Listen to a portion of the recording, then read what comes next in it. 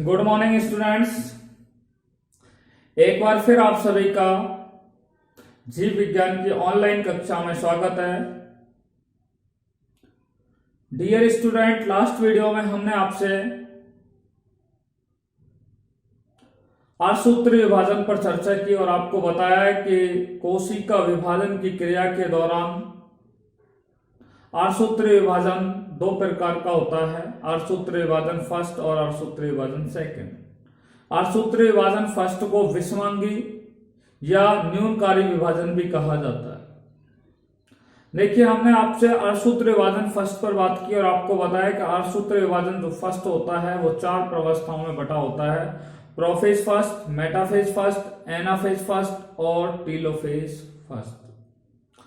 Prophase first में मैंने आपको बताया कि प्रोफेज जो फर्स्ट अवस्था होती है वह सबसे लंबी प्रवस्था होती है। इस प्रवस्था के यह प्रवस्था जो होती है उसमें जटिल क्रियाओं की एक श्रृंखला होती है और प्रोफेज फर्स्ट अवस्था को मुख्य रूप से 5 उप प्रवस्थाओं में बांटा गया है, जिसमें मैंने आपको बताया लेप्टोटिन, जिसे कहा जाता है तनुसूत्रावस्था।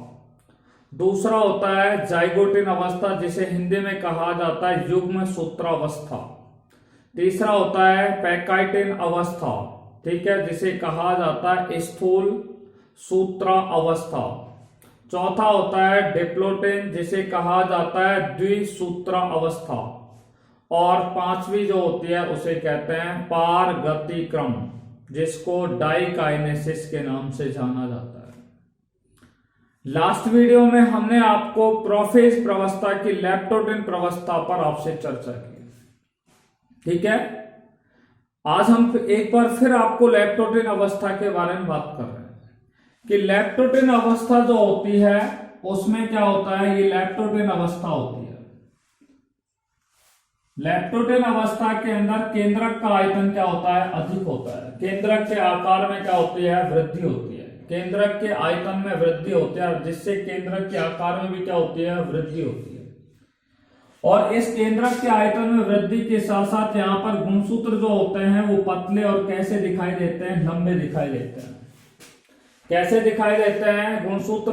पतले और लंबे धागे नुमा संरचना के रूप में क्या है, दिखाई देते हैं। गुणसूत्र लेप्टोटिन अवस्था में गुणसूत्र पतले लंबे धागे नुमा संरचना के रूप में क्या है, दिखाई देते हैं। इनमें ये सेंट्रोमियर होता है, ठीक है। और आपको बताया कि इन गुणसूत्रों के ऊपर क्या पाए जाते हैं, मोती के दाने के समान संरचनाएं पाई जाती हैं। इन मोती के दाने के समान संरचनाओं को क्या कहा जाता है, क्रोमोमियर कहा जाता है। क्या कहा जाता है, क्रोमोमियर कहा जाता है, ठीक है। यहां पर मैंने आपको बताया कि लेप्टोटिन अवस्था के अंदर जो तारक काय होता है उससे दो तारक केंद्रों का क्या होता है, निर्माण होता है, ठीक है। तारक काय से क्या बनता है, दो तारक केंद्रों का क्या होता है, इस तरीके से यहां पर निर्माण हो जाता है। देखिए, लेप्टोटिन अवस्था के बाद हमने आपसे बात की थी जाइगोटिन अवस्था के बारे में। किसके बारे में, जाइगोटिन अवस्था के बारे में आपसे बात की थी। जाइगोटिन अवस्था में क्या होता है ये देखिए, यहां पर क्या है कि ये क्या है, कोशिका है और कोशिका के केंद्रक के आयतन में क्या हो जाती है, वृद्धि होती है। ये हमने आपको किसमें बताया, लेप्टोटिन अवस्था के अंदर बताया। यहां भी हम आपको बता दें, इस अवस्था के अंदर भी जो केंद्रक होता है, ठीक है, उसके आकार में क्या हो जाती है, वृद्धि हो जाती है। इस अवस्था में क्या होता है कि जो समजात गुणसूत्र होते हैं, समजात गुणसूत्र होते हैं जाइगोटिन अवस्था में, वो एक दूसरे के पास आते हैं। समजात गुणसूत्र एक दूसरे के कैसे आते हैं, इस तरीके से पास में आते हैं। और समजात गुणसूत्र जब एक दूसरे के पास में आते हैं तो क्या बनाते हैं, एक जोड़ा बना लेते हैं। समजात गुणसूत्र एक दूसरे के पास में आकर के क्या बना लेते हैं, यहां पर जोड़ा बना लेता है, युग्म बना लेता है, जिसे सूत्र युग्मन या जिसे सिनेप्सिस कहा जाता है। जाइगोटिन अवस्था के अंदर दो समजात गुणसूत्र एक दूसरे के पास में आकर के पेयर या युग्म या जोड़ा बनाते हैं, जिसे सूत्र युग्मन या सिनेप्सिस कहा जाता है। यह जोड़ा या युग्मन होता है यह जोड़े का या युग्मन का जो निर्माण होता है वो एक विशेष आकर्षण बल के कारण होता है। यानी कि ये जो युग्मन होता है वो गुणसूत्रों के मध्य क्या होता है, एक विशेष प्रकार का आकर्षण बल उत्पन्न होता है, जिसके कारण यहाँ पर दो समजात गुणसूत्र एक दूसरे के क्या आते हैं, दो समजात गुणसूत्र आपस में युग्मन की क्रिया करते हैं। ठीक है, यहां गुणसूत्र का जो प्रत्येक, यानी कि यहां पर जो समजात गुणसूत्र होते हैं उसका प्रत्येक जो जोड़ा होगा, समजात गुणसूत्र का ये प्रत्येक जोड़ा होगा, उसे युगली कहा जाता है। युगली नहीं कहें तो उसे बाईवैलेंट कहते हैं, बाईवैलेंट क्रोमोसोम कहा जाता है। ठीक है, प्रत्येक गुणसूत्र का जो युग्म होगा या प्रत्येक गुणसूत्र का जो जोड़ा है, यानी कि यहाँ पे गुणसूत्रों का एक युग्म दिखाई दे रहा है, इस गुणसूत्रों के युग्म को ही क्या कहा जाता है, क्या कहा जाता है, इसे कहा जाता है युगली क्रोमोसोम या इसे युग्मित गुणसूत्र। ठीक है, या इसे बाईवैलेंट क्रोमोसोम कहा जाता है। यहां पर मैंने आपको बताया है कि ये जो गुणसूत्र होते हैं इसमें एक गुणसूत्र कैसा होता है, पैतृक होता है। ठीक है, समजात गुणसूत्र में एक गुणसूत्र पैतृक होता है तो दूसरा कौन सा होता है, मात्रक होता है। एक गुणसूत्र पैतृक होता है, दूसरा गुणसूत्र कैसा होता है, मात्रक होता है।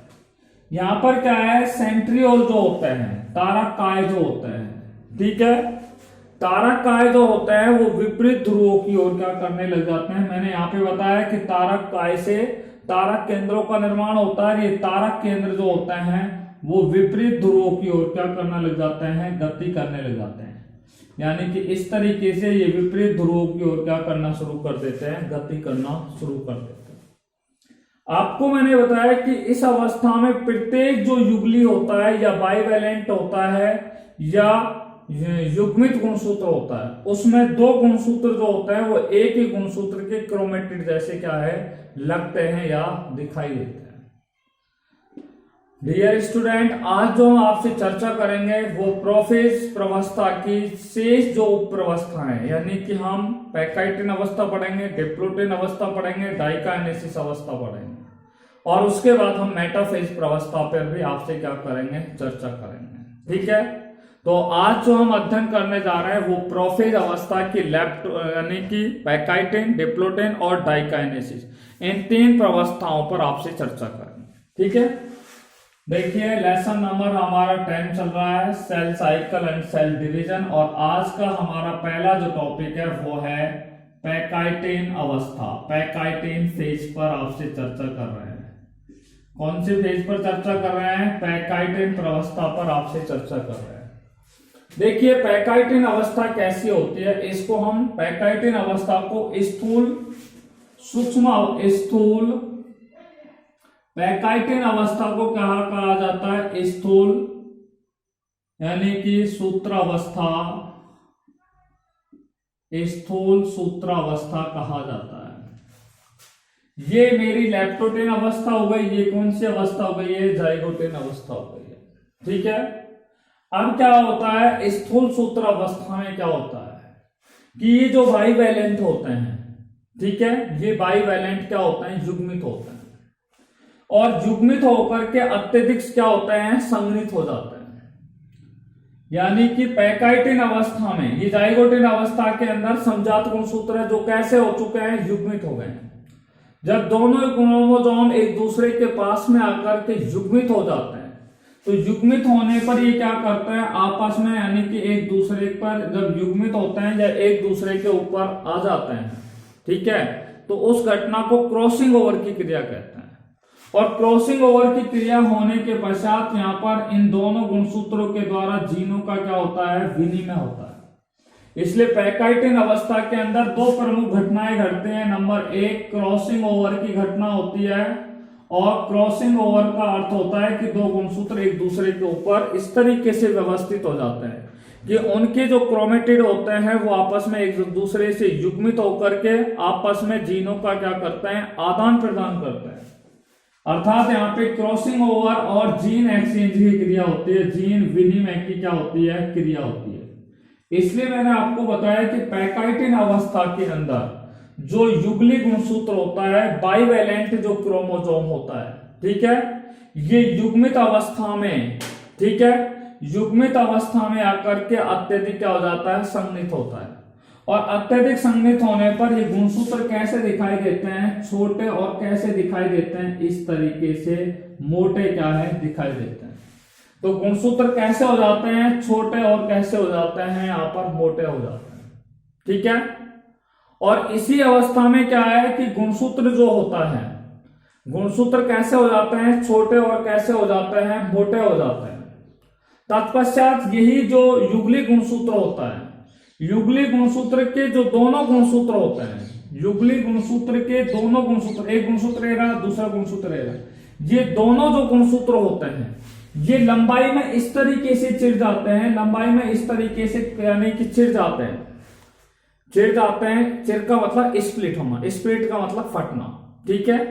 तो ये समजात जो गुणसूत्र होते हैं वो लंबाई में इस तरीके से क्या है, चिर करके पृथक हो जाते हैं। और पृथक होने पर यहाँ पर इसकी संरचना कैसे दिखाई देगी, वो संरचना हम यहाँ पे दिखाई दे रहे हैं। इस तरीके से क्या है, पृथक हो जाते हैं। ठीक है। और आप देखिए यहाँ पे बाईवैलेंट जो होता है वो टेट्रावैलेंट में क्या हो जाता है, परिवर्तित हो जाता है। बाईवैलेंट जो था वो कितने में बदल गया है, टेट्रावैलेंट में क्या हो जाता है, परिवर्तित हो जाता है। तो यहाँ पे पैकाइटिन अवस्था में युगली जो होती है, युगली गुणसूत्र होते हैं यानी कि बाईवैलेंट क्रोमोसोम होते हैं या युग्मित गुणसूत्र होते हैं, वो टेट्राड अवस्था में क्या हो जाते हैं, परिवर्तित हो जाते हैं। तत्पश्चात क्या होता है कि समजात गुणसूत्रों के अंदर क्या पाए जाते हैं, नॉन सिस्टर क्रोमेटिड होते हैं।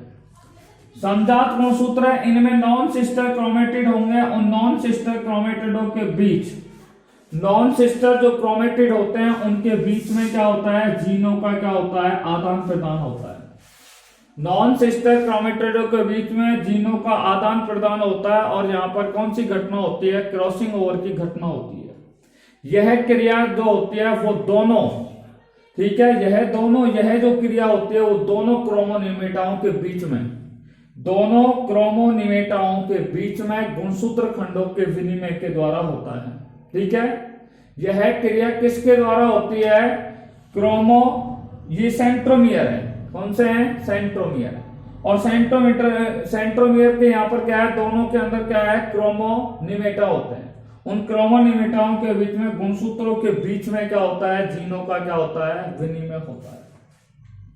तो इस तरीके से पैकाइटिन अवस्था क्या है, पैकाइटिन अवस्था में कोशिका विभाजन की क्रिया होती है। तो हमने आपको बताया कि पैकाइटिन उपप्रवस्था के दौरान दो प्रमुख घटनाएं होते हैं, क्रॉसिंग ओवर और दूसरी जीन विनिमय की घटना होती है।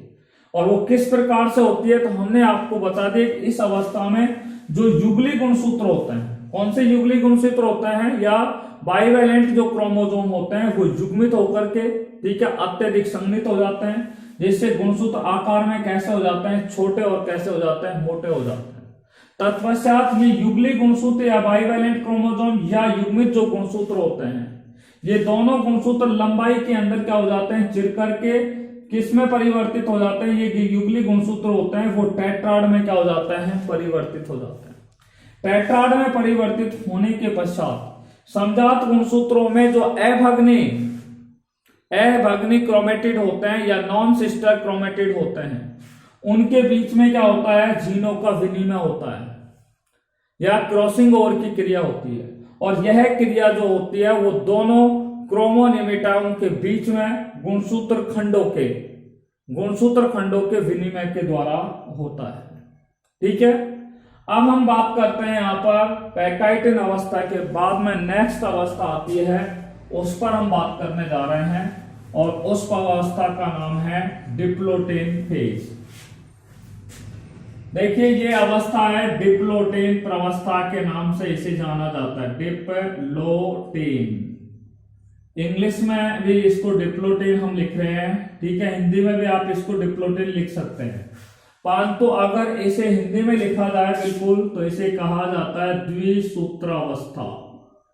द्विसूत्र अवस्था के नाम से इसे जाना जाता है। देखिए इस द्विसूत्र अवस्था में क्या होता है, ठीक है, ये क्या है, केंद्रक होता है, ठीक है, और यहां पर इस तरीके से मैंने आपको बताया ये टेट्राड का क्या हो गया है, निर्माण हो गया है। किसका निर्माण हो गया है? इस तरीके से टेट्राड का क्या हो गया है? यहाँ पर निर्माण हो गया है। द्विसूत्री अवस्था में क्या होता है कि जो समजात गुणसूत्र होते हैं, ठीक है, ये समजात गुणसूत्र एक दूसरे से जो जुड़े हुए थे यहाँ पर, वो आपस में एक दूसरे से क्या होने लगते हैं? पृथक होने लगते हैं। यानी कि आपको हमने यहाँ पर इस तरीके से समजात जो गुणसूत्र थे, ठीक है, समजात गुणसूत्र जो थे वो एक दूसरे से इस तरीके से क्या है? जुड़े हुए थे। यहाँ पे जुड़े हुए कि नहीं? यहाँ पे भी इस तरीके से क्या है? समजात गुणसूत्र आपस में जुड़े हुए। तो ये दोनों समजात गुणसूत्र होते हैं वो एक दूसरे से क्या हो जाते हैं? यहाँ पर पृथक हो जाते हैं, ठीक है। तो द्विसूत्री अवस्था के अंदर जो समजात गुणसूत्र होते हैं वो एक दूसरे से क्या होता है? पृथक होने लगते हैं। और यह पृथक्करण जो होता है वो कहां से स्टार्ट होता है? सेंट्रोमियर से। सेंट्रोमियर का मतलब है गुणसूत्र बिंदु से, ठीक है। यह जो पृथक्करण होता है वो सेंट्रोमियर से क्या होता है? पृथक होता है। और सेंट्रोमियर से होते हुए गुणसूत्र के जो दोनों सिरे होते हैं, ये वाला सिरा और ये दो वाला सिरा, ये दोनों सिरों की ओर क्या है? बढ़ने लग जाता है। गुणसूत्रों के इस पृथक्करण को क्या कहा जाता है? सीमांतीकरण, या इसे टर्मिनलाइजेशन के नाम से जाना जाता है।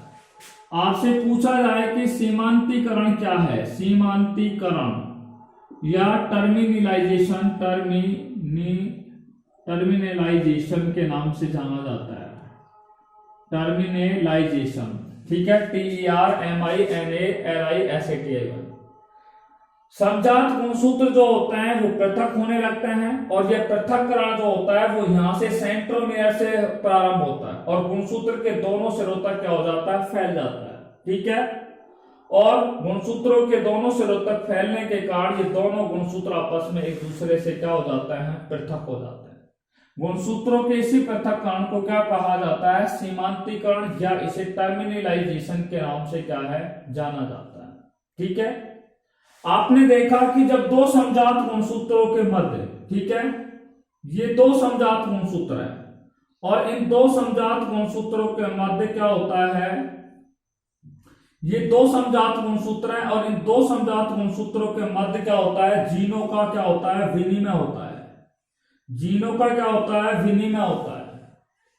तो जब इनमें जीनों का विनिमय हो चुका होता है, तो जीनों का विनिमय होने के पश्चात यहां पर क्या होता है? जहां पर ये आपस में एक दूसरे को स्पर्श करते हैं वहां पर एक क्रॉस नुमा संरचना का क्या होता है? निर्माण हो जाता है, या एक क्रॉस रूपी संरचना का क्या होता है? या क्रॉस के आकृति की संरचना का यहां पर क्या हो जाता है? निर्माण होता है।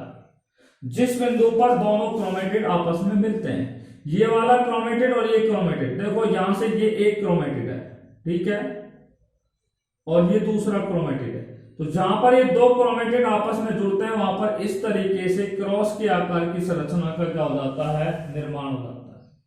जहां पर दो क्रोमेटिड आपस में आकर के क्या है? मिलते हैं, उसे क्या कहा जाता है? क्याजमेटा कहा जाता है। यानी कि डिप्लोटेन अवस्था में क्याजमेटा का क्या होता है? निर्माण होता है। क्याजमेटा का निर्माण होता है, क्याजमेटा, ठीक है। तो क्याजमेटा का निर्माण किस में होता है? डिप्लोटेन अवस्था में होता है।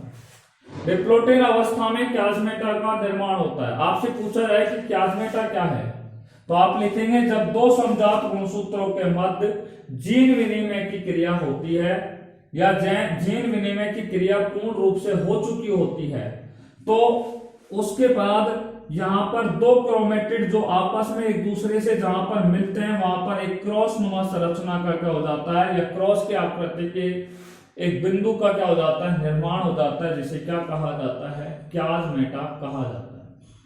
भाई क्याजमेटा की संख्या कितनी होगी आपको बता दूं। क्याजमेटा की संख्या कितनी होगी, इसके लिए हमें पता होना चाहिए कि उसमें गुणसूत्रों की संख्या कितनी है।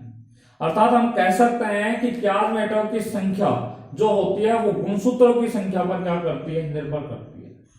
क्याजमेटा की संख्या जो होती है वो गुणसूत्रों की संख्या पर निर्भर करती है, ठीक है। जितने ज्यादा गुणसूत्र होंगे उतने ही क्या होंगे? वहां पे क्रोम यानी कि क्याजमेटा का फॉर्मेशन होगा, ठीक है। जितने गुणसूत्रों की संख्या कम होगी उतने वहां पर क्याजमेटा की संख्या भी क्या होगी?